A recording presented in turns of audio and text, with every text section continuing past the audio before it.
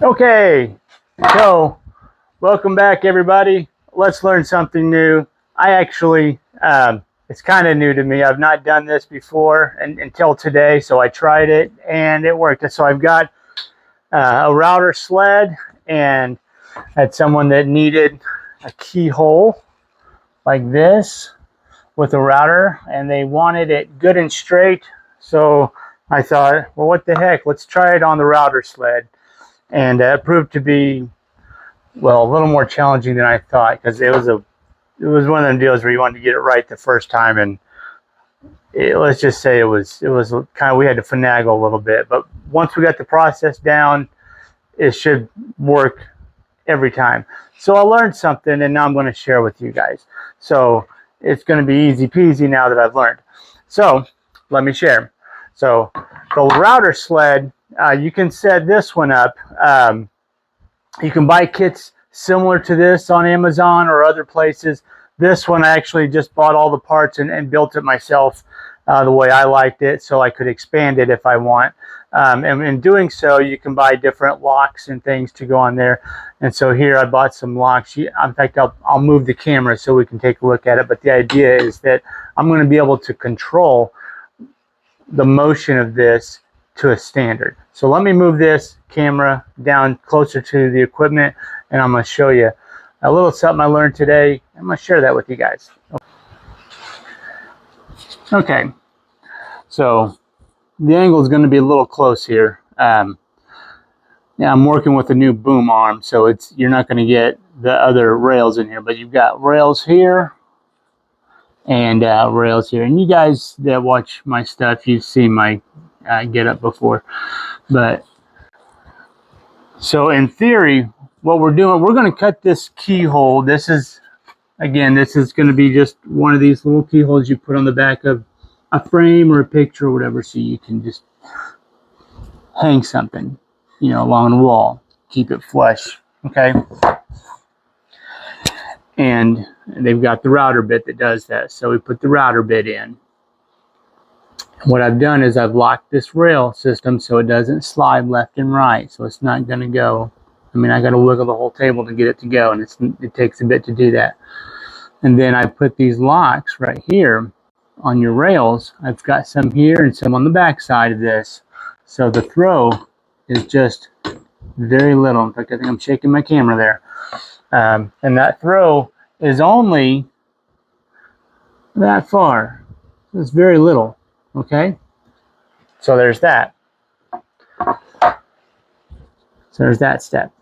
So once you've got that determined, you lay your piece down underneath. Okay, so get your piece down in here, center it down where you want it, and strap it down to your table. You don't want it to move.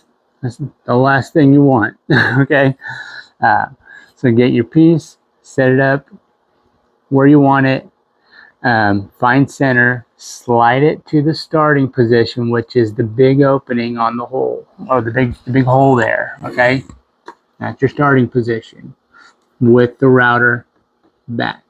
Okay. Okay, so now that your piece is centered and you've got your starting position figured out, where you're going to start it right where you want the center, or the lower end. Okay, and this is to the back. Okay, you're ready to set the depth. Okay, so what we're going to do is you're going to set your depth stop loose. Just leave it loose. Okay, and then what I'm going to do is take my plunge router, and we'll just say this is your bit. You're just going to lower it till it touches, and then you're going to lock your router right where it's at for a second. Okay, so I'm going to push down on it right here. Hold on. Try them loose. There we go. Okay, so I'm just going to push it down, and right now I'm touching. Okay, and I'm going to lock it down. Okay. And I realize you can't see it, and that's because this is kind of an impromptu setup that I threw together tonight. Okay, and then here I'm going to lock my depth stop, okay?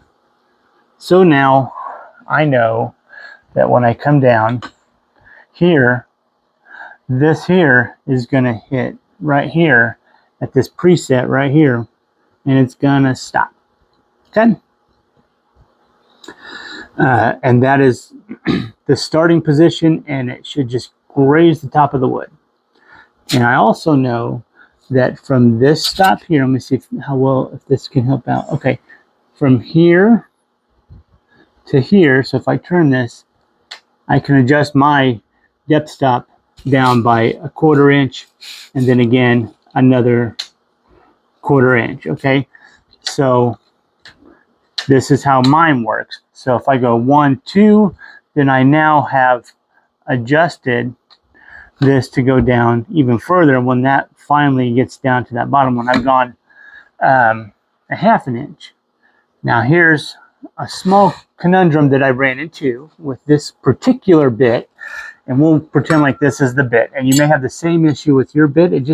This is a CMT bit, and the measurements on the cutting surface for this particular bit is 7/16 inch. That means that from the bottom of the blade up the shaft until it's done with cutting, before it hits the rest of the shaft, you only get 7/16 of an inch. So if I drop this all the way down, then I'm going to be trying to cut with the shaft, and that's not going to work. So what I need to do is, right here, I just back down this fine adjustment right here, just ever so slightly, to draw down.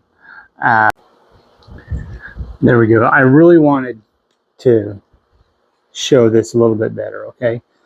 So we want to just bring this depth stop down just ever so slightly, because we know that the difference is that if I run this to here and then I make my preset adjustments like this and this, then it'll allow me to really run this down an extra 1/2 inch, which is going to be too much for that CMT blade that I've got, and possibly whatever or bit, sorry, that I have, and possibly whatever bit that you might be using, and that's just the current arrangement that I have. So I don't want to go a full throw of a 1/2 inch. I want to go 7/16 of an inch. So I'm going to back this down just ever so slightly, and that will reduce the difference between the distance between these here. So there we go.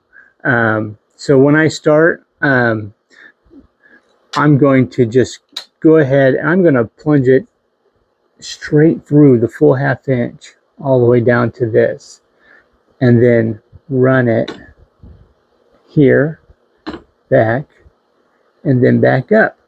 And it should run just fine. Not should, it does. I did it several times today in test, and then I did it on the product that I needed to run it on. So anyways, let's do this for you real quick, and I'll show you that it does work. And hopefully we can all learn something today. So let's pause this.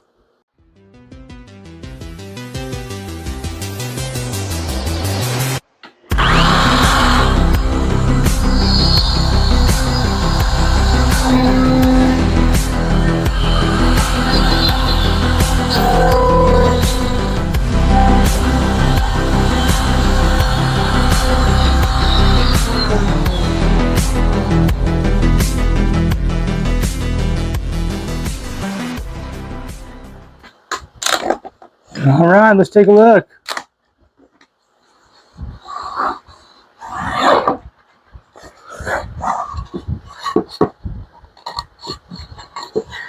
There it is. Just like that. So simple. It really is a simple thing.